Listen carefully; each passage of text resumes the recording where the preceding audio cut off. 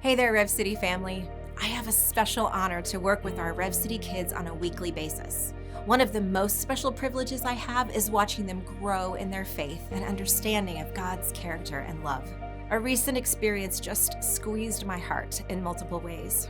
During the lesson, I had a strong sense that I needed to address the issue of, where's God when I'm hurting? The Holy Spirit let me know that some of the kids in the room would have difficulty going to God in prayer because they felt their prayers were unheard or ignored by their Father. So I took the moment, asked if any of them had ever felt like they prayed and prayed for something and God either didn't hear or just didn't answer.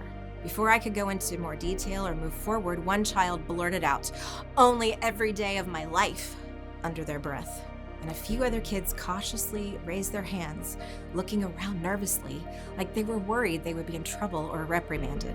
My heart cried out quickly, how do I share the truth with them in this very moment? The words that came next were not mine. You know, guys, those are real feelings, and in our moments of big sadness or frustration or anger or hurt, God is not far away. The enemy wants us to think that, but what's real is that God is sitting right next to us in the pain, and He's working in the midst of it for His purposes. We just can't see the end result yet. Remember how we always say one of the best ways to love others like Jesus does is to be able to sit with someone when they're sad. We don't have to fix it, but we can just sit with them in the sadness. God does that with you too. Now, He is definitely working in the situation, but He knows we are hurting and is always willing to just sit with us. The child who blurted out slowly turned to look at the empty spot on the bench next to them.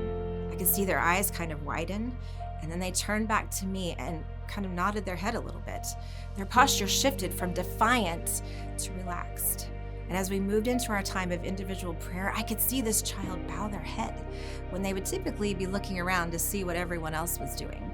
The child did not make any big proclamation or statement of faith, but I saw something change because their idea of who God is changed a little bit. This interaction was very small in the moment, but the Holy Spirit highlighted it to me because it was a big deal. In the midst of the yuck, they thought that the God we have been telling them about all this time, who is faithful and always true to His character, had forgotten them. It made me wonder how many others feel this way, that their hurts or disappointments aren't on God's radar or big enough to trouble Him about in prayer. Psalm 46 is a song describing many characteristics of God.